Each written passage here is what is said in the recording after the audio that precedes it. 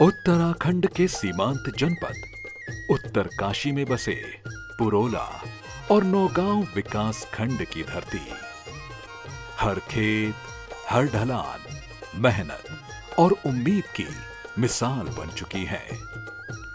यहां की मिट्टी में लाल रंग की अनमोल फसल रेड राइस यानी लाल चावल आज उत्तराखंड की पहचान बन चुकी है।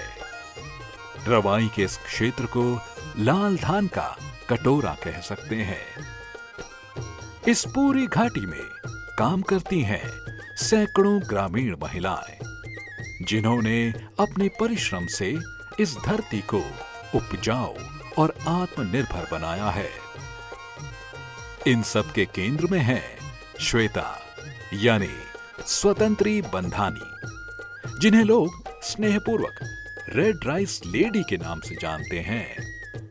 हिंसर संस्था के सचिव होने के नाते स्वतंत्री जी ने न केवल रेड राइस की खेती को संगठित किया, बल्कि 600 से अधिक महिलाओं को आजीविका के सूत्र में बांधा।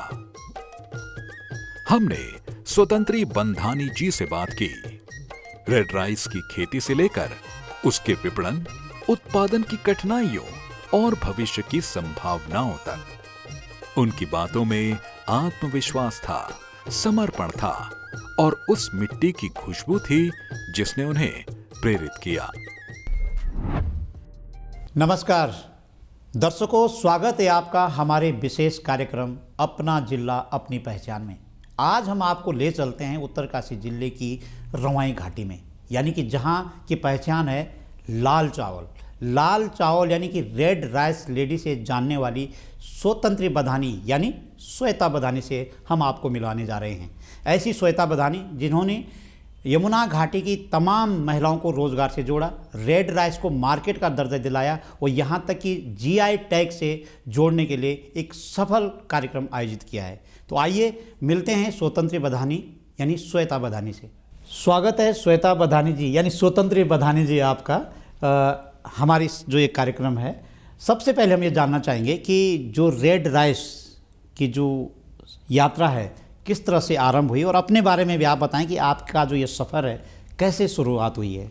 जब मैं एमए किया प्राइवेट से, उसके बाद मैं एक सामाजिक क्षेत्र में जुड़ी। पहले मैं एक स्कूल में पढ़ाती थी और उसके बाद धीरे धीरे क्या हुआ, हार्क एक संस्था है यहाँ पे, वहाँ पे मैंने सीखा कि खेती बाड़ी पूरा वो जो सिस्टम घर गांव में तो सिखाया, लेकिन वहाँ पे भी मैंने ये चीज़ें सीखी हैं जो कैसे कैसे नए नए टेक्नोलॉजी और जो हमारी परंपरागत फसलें उनको बचाने के लिए कैसे कैसे हम लोगों को करना है। तो वहाँ पे जब मैंने एक सामाजिक कार्यकर्ता के रूप में काम किया, उसके बाद मैंने ग्राम्य फेज 1 में रुद्रप्रयाग जिले के अगस्तमुनि डिवीजन में मैं इंस्टीट्यूशनल डेवलपमेंट मैनेजर थी ग्राम्य प्रोजेक्ट में।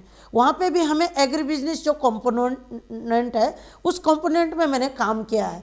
तो संगठनात्मक रूप से जो हमारा हार्क का अनुभव था वो वहाँ पे भी काम आया मेरा। और फिर वहाँ पे जब हमने काम किया अपने इसमें, तो धीरे धीरे क्या है, मैंने अपने यहाँ काम करना शुरू करा। अपने यहाँ काम करना शुरू किया तो जो पुरोला का जो लाल चावल है उससे मैंने कृषि विभाग, जैसे मैंने बताया था, कृषि विभाग के साथ जुड़ करके हम लोग इस फील्ड में भी आए। लाल चावल है ये हमारे उत्तरकाशी जिले का पुरोला का एक धरोहर है।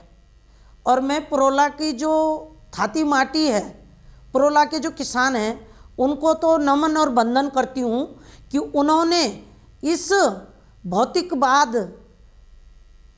होते हुए भी इस धरोहर को बचा रखा है। क्योंकि अन्य जो किसान हैं मैं देखती हूँ वो अपने संसाधनों को पूरा करने के लिए अपनी परंपरागत फसलों को छोड़ रहे हैं, लेकिन पुरोला के जो किसान हैं वो इस धरोहर को बचाए हुए हैं और इस धरोहर को बचाने में उनका विशेष योगदान है। जब माननीय जो हमारे मोदी जी हैं, प्रधानमंत्री जी, उन्होंने उनका एक ड्रीम प्रोजेक्ट है 1 डिस्ट्रिक्ट 1 प्रोडक्ट, उस पे एक कार्यक्रम चला और मैं कृषि विभाग उत्तरकाशी बड़कोट से जुड़ी हुई थी, पुरोला से भी जुड़ी हुई थी। तो उसमें इस लाल धान को लिया गया 1 डिस्ट्रिक्ट 1 प्रोडक्ट में।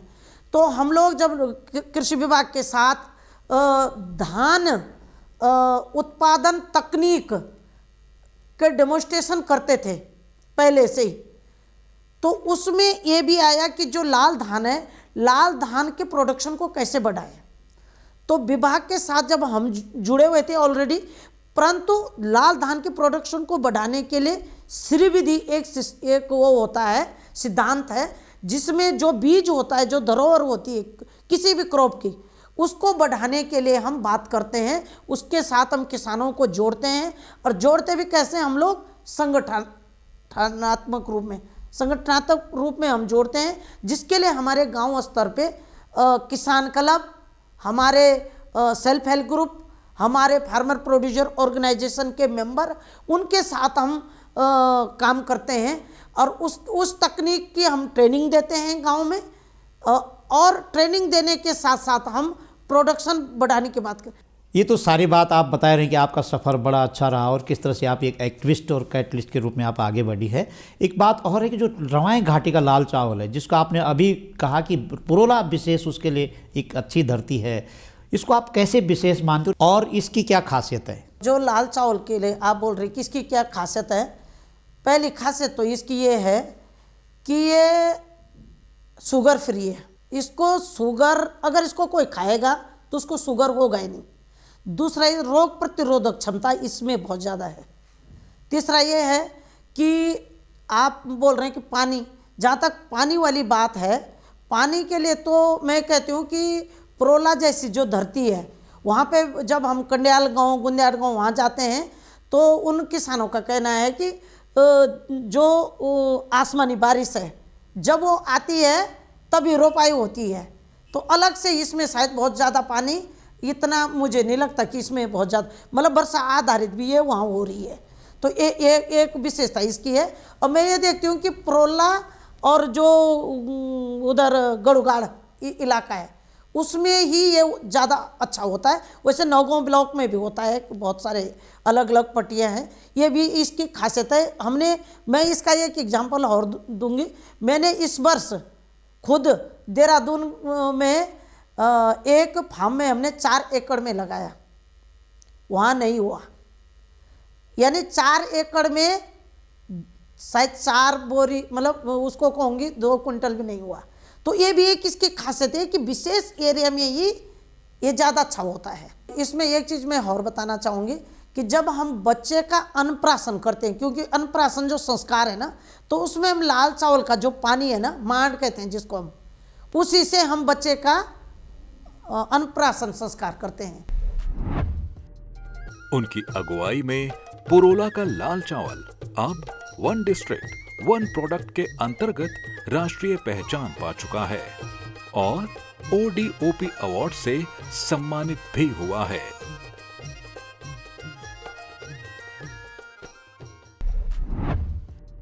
अब लाल चावल को जीआई टैग मिल गया है, तो क्या लाभ हुआ किसानों को जीआई टैग मिलने से?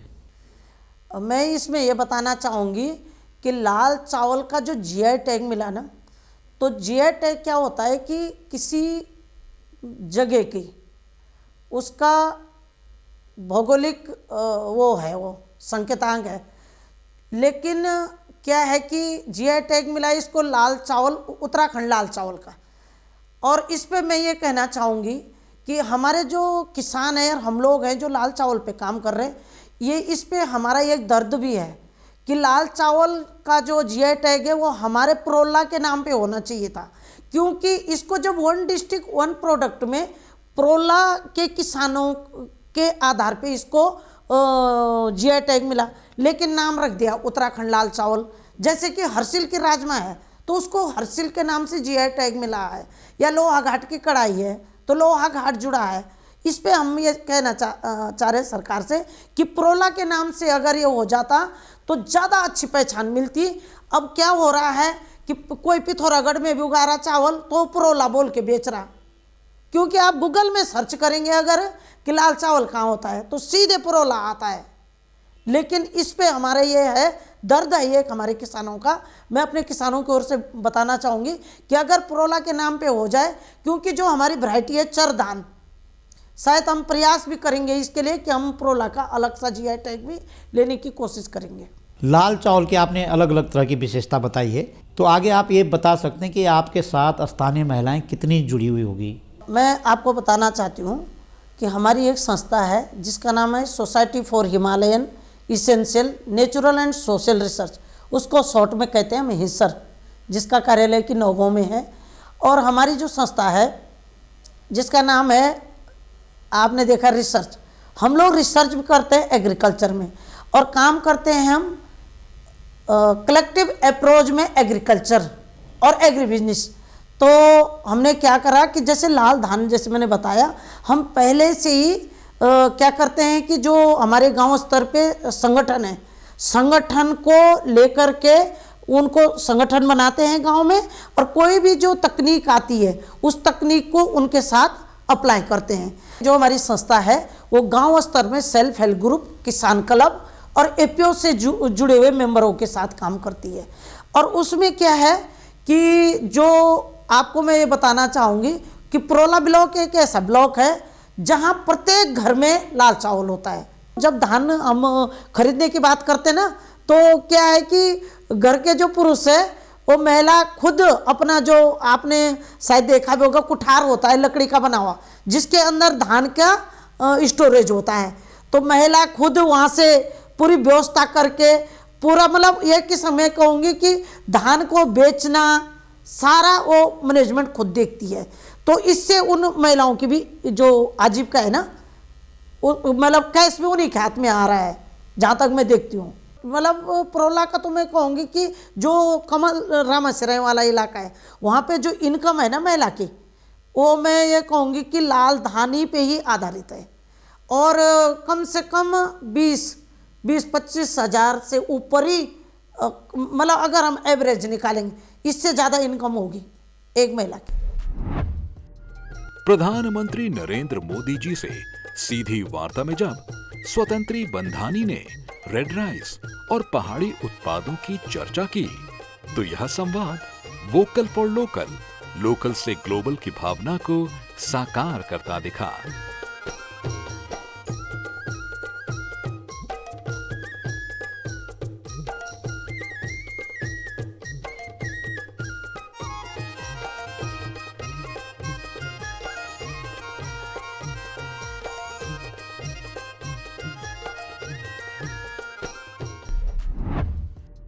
भविष्य में आप इस योजना में किस तरह का बदलाव और किस तरह का विस्तार देखना चाहती है? भविष्य में मैं ये बदलाव देखना चाहती हूँ कि पहले तो ये धरोहर हमेशा के लिए बची रही है। इन किसानों के अंदर जागरूकता बढ़ाने की, आने वाली पीढ़ी के लिए एक संदेश भी देना चाहूँगी कि इस धरोहर को बचाएं।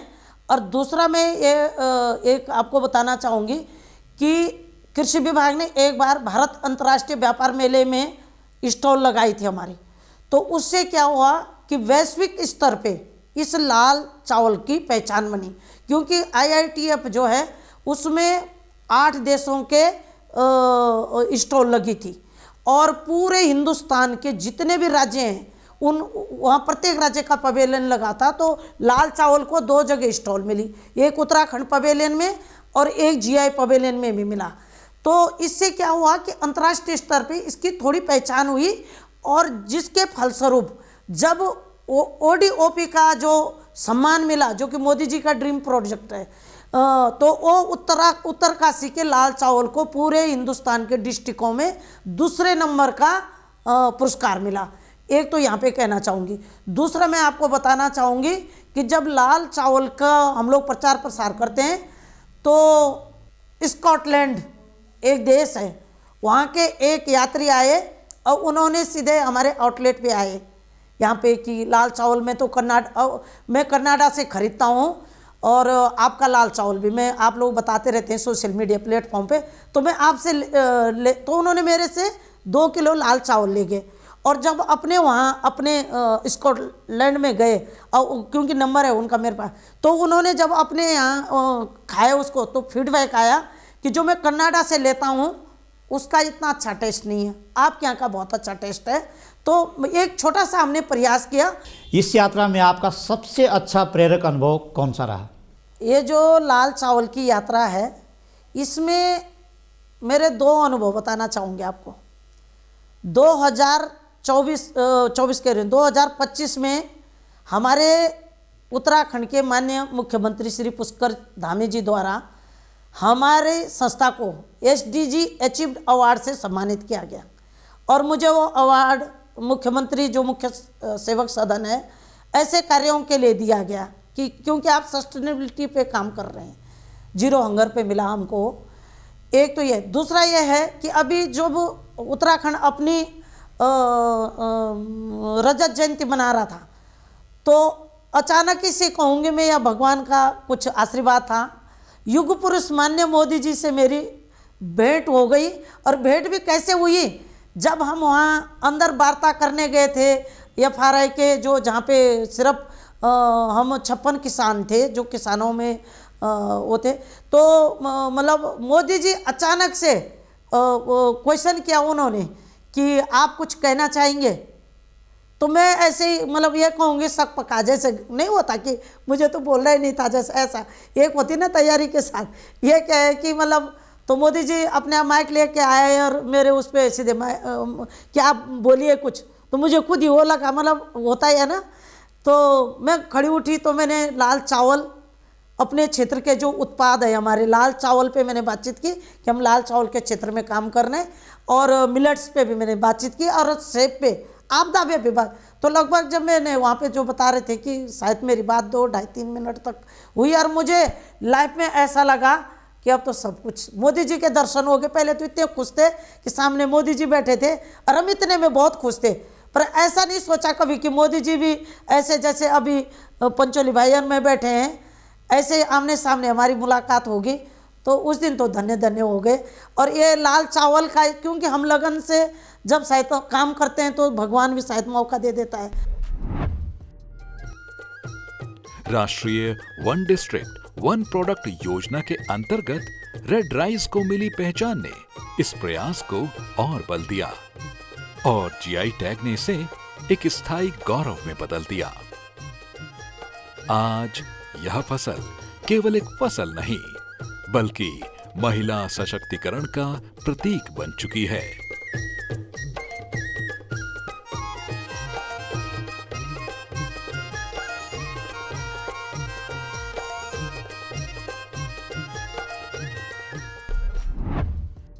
आप ये बताएं कि आप जब इस काम को आगे बढ़ा रहे हैं, बहुत बड़े लेवल पे बढ़ाना चाह रहे हैं, तो इसको पैकेजिंग और ग्रेडिंग करने में आपको कोई समस्या आ रही है, और मार्केट तक पहुंचाने के लिए आप कौन कौन से तरीके अपना रहे हैं? हमने जब ये कार्यक्रम शुरू करा था लाल धान का, तो हमें कृषि विभाग का सहयोग मिला।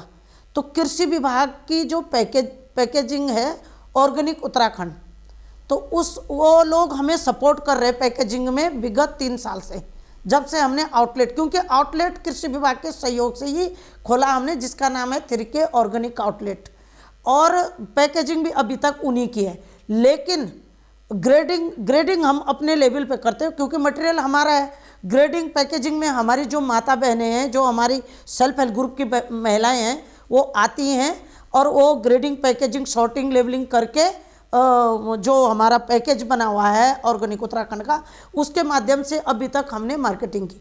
आने वाले टाइम के लिए हिमालय ऑर्गेनिक करके हमने ये ब्रांड अपना शुरू कर रहे हैं, और उसकी अभी हमने 3-4 जगह जब हमने स्टॉल भी लगाई तो वहाँ हमने अभी अपना बैनर हिमालय ऑर्गेनिक का भी साथ में लगाया है, और इसके लिए हम प्रयास कर रहे हैं कि और आने वाले टाइम पे हमारी हिमालय ऑर्गेनिक नाम से हमारी पैकेजिंग आपको मिलेगी। रवाएं घाटी के लाल चावल को लेकर के आपका सपना क्या है? रवाएं घाटी का जो ये लाल चावल है ना पुरोला का, इसको लेकर के मेरे दिमाग में बहुत सपने हैं। पहले सपना ये है, और दर्द भी है।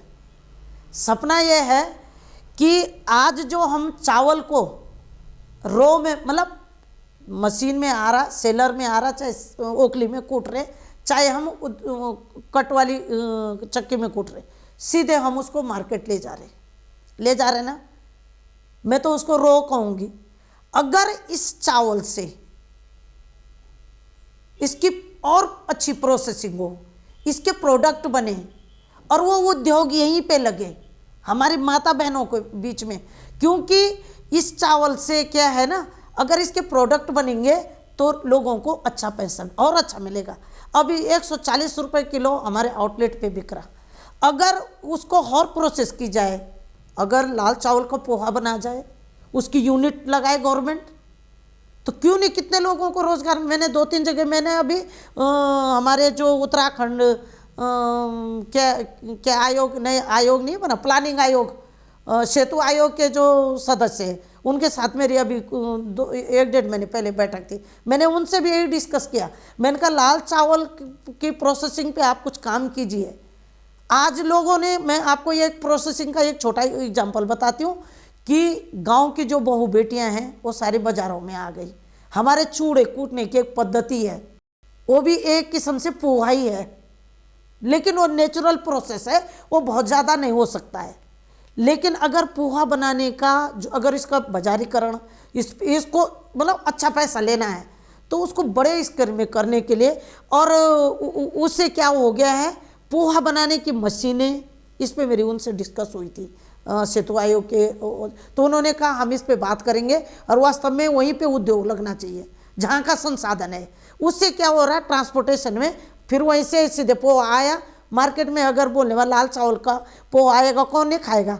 आज जो सफ़ेद खा रहे हैं मजबूरी में खा रहे हैं, क्योंकि इससे खा करके तो उनकी रोग प्रतिरोधक क्षमता बढ़ेगी। संस्था की महिलाएं खेतों में मेहनत करती हैं, तो वहीं समूहों में बैठकर गीत गाती हैं, पैकिंग करती हैं, प्रोसेसिंग करती हैं। हर दाने में उनकी मेहनत और समर्पण झलकता है। इस कार्य के लिए आपको सरकारी एवं गैर सरकारी संस्थाओं से कोई सहयोग मिला? मैं ये कहना चाह रही हूँ कि जो लाल धान का कार्य है उस पर हम 3 स्तर पे कार्य कर रहे हैं, प्रोडक्शन, प्रोसेसिंग और मार्केटिंग। तो प्रोडक्शन के लिए क्या करते हैं, हम श्री विधि का उपयोग करके किसानों को तैयार करते हैं और वहाँ पे प्रोडक्शन बढ़ा रहे हैं 1.5 से 2 गुना तक। प्रोसेसिंग में क्या है, कृषि विभाग ने, मैं आपको एक एग्जांपल के माध्यम से कोट करना चाहूँगी। जब हमने ये आउटलेट का काम शुरू किया, जो कि कृषि विभाग के सहयोग, उन्होंने हमको इसमें हेल्प करी थी ढांचागत उसके लिए।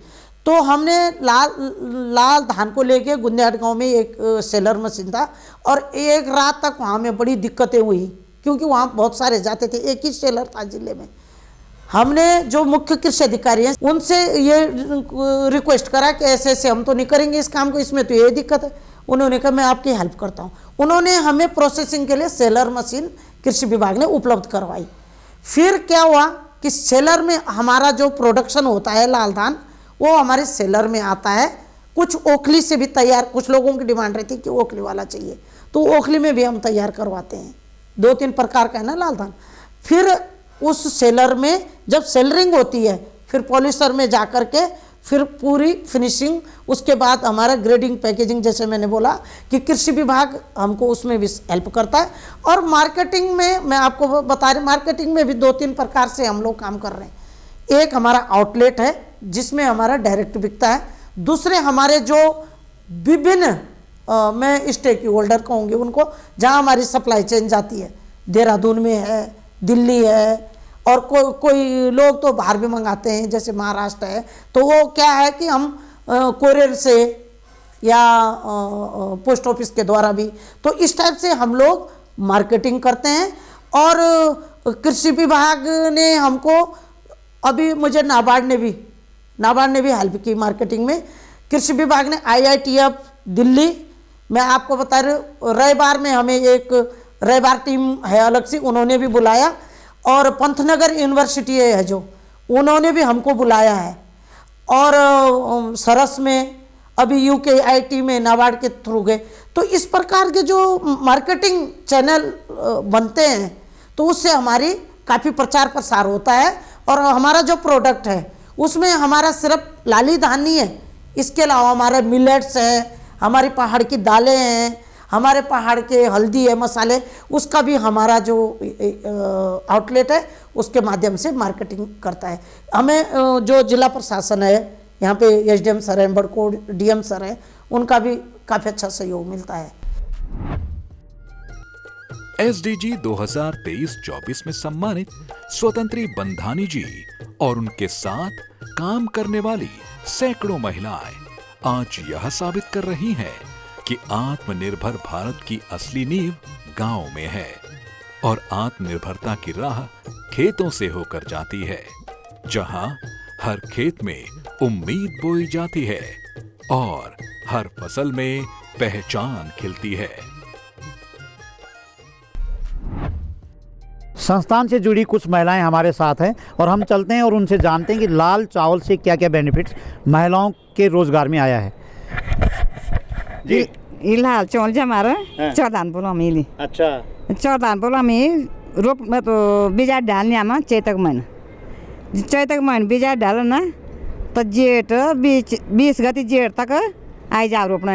अच्छा, हाँ, और 20 गति अषाढ़ तक उसके बाद होती है। उसके बाद इसकी रोपाई होती है, फिर हम इसकी निराई करते हैं, गुड़ाई करते हैं। फिर ये हमारी कितना कमाते हैं? पैसा तो हमें इसमें बहुत बढ़िया मिलता है। बहुत अच्छा मिलता है क्योंकि इससे बहुत बेनिफिट है हमको। आप भी बेचते हैं? बेचते हैं। हम बेचते और हैं। आप बेचते हैं। कितने बेचते हैं? कभी कभी जैसे उपजाऊ होती है उस तरह से बेचते हैं। उस तरह से बेचते हैं। अच्छा लग रहा है चावल बेचना? बहुत अच्छा लग रहा है। हमारा रोजगार इससे बहुत अच्छा बढ़ जाता है। हम इससे अपनी बहुत अच्छे से अपनी बिजनेस चला लेते हैं। आप भी बताओ कि आप इसमें कैसे कैसे रोजगार कमा रहे हैं? हमारे मतलब एक साल में 50-60 क्विंटल हो जाता है, जिससे हम काफ़ी चावल बेचते हैं और औरतें अपने रोजगार घर में अपने आप बनाते हैं, अपने पे निर्भर हैं। मतलब आदमियों पे निर्भर नहीं है औरतें।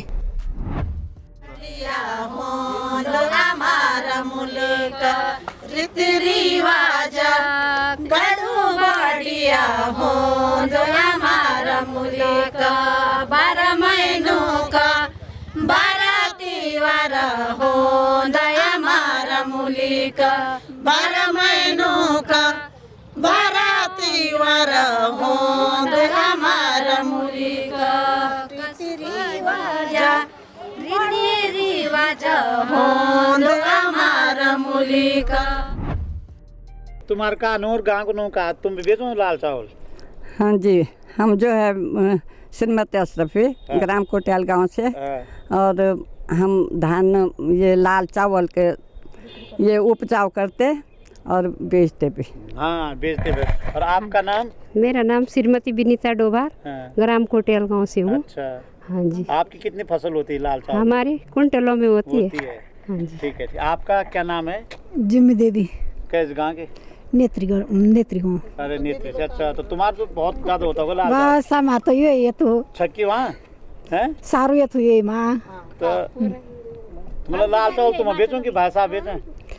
फूंड भी बेचो और आप भी खाओ और ये रोजगार जने हमारे। तुम्हारा नो? मेरा नाम अम्बाला देवी है, नेत्री से हम। अच्छा। हम लाल चावल भी वो गाँव और बेचो भी आप भी। तकियों से दुकानदार की? हाँ, देखियो से गाड़ियाँ जी जी। मेरा नाम श्रीमती अंजलि देवी, ग्राम सभा बसराली से। हम लाल चावल का मतलब खेती करते हैं, 5-6 क्विंटल को मतलब व्यापार भी करते हैं।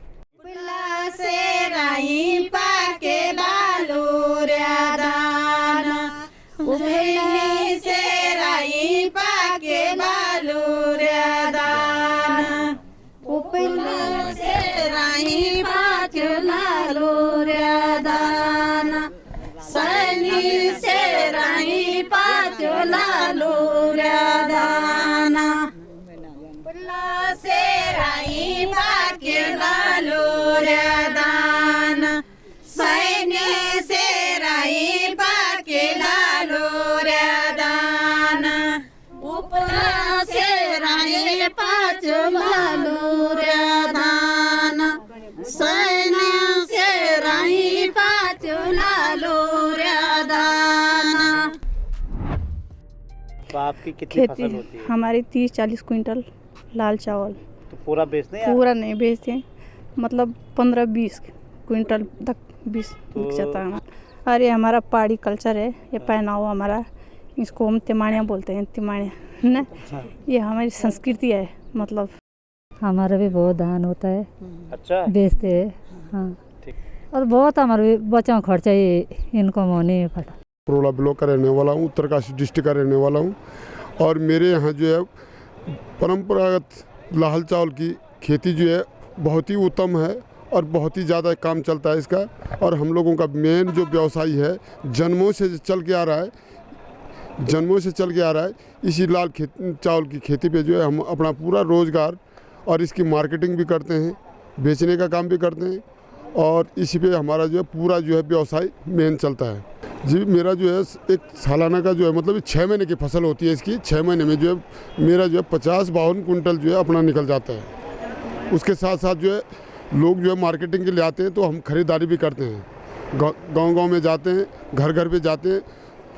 पुरुष लोग जो है कम मिलती है, महिलाएं जो है इस पे अधिकतर हमारी जो पहाड़ की जो महिला है वो इसी पे निर्भर है, अपने बच्चों का जो मेन जो रोज़गार चलाती हैं, इसी पे हमारा रोज़गार चलता है। और तब जाके हम खरीदारी करते हैं तो महिलाओं को जो है कहीं जो ऑनलाइन पेमेंट करते हैं, कहीं जो है कैश भी दे देते हैं और तब जाके जो मतलब पूरी मार्केटिंग जो चलाते हैं इसकी। हमारी बड़ी बहन श्वेता बंदानी जी ने हमारे पास जो है एक श्री विधि वाला वो सिस्टम बताया है, क्योंकि पहले हम जो है मतलब जैसा माना मेरा 50-52 कुंटल धान होता है तो 4 कुंटल जो है बीज के लिए लगते थे। अब इन्होंने हमारे भाई एक दूसरी तरह की श्री विधि वाली वो काम चलवाया है तो इसमें हमारा जो है मतलब 10 किलो या 20 किलो में जो है उतने 50-52 कुंटल का जो है बीज जो है पूरा हो जाता है। तो हमने उसका काम किया, मैंने अकेला किया अपने गाँव में, नेत्री में मैंने किया, मेरे से करवाया इन्होंने। तो उसमें मुझे जो है मतलब बहुत अच्छा प्रोग्रेस मिला, दुगुना प्रोग्रेस मिला। जो हमारी पुरानी जो रोपाई है उससे जो ज़्यादा पैदावार है श्री विधि में। इसी दौरान संस्था की महिलाएं एक अनोखा दृश्य रचती दिखीं। खेतों से निकले लाल चावल को वे ओखली में कूटकर चूड़ा बना रही थीं। गीत गाते हुए, हंसी और उमंग से भरी वे महिलाएं अपने श्रम की मिठास को चखने को भी दे रही थीं। उनके गीतों में थी मिट्टी की सौंधी खुशबू और चूड़े में था मेहनत का स्वाद।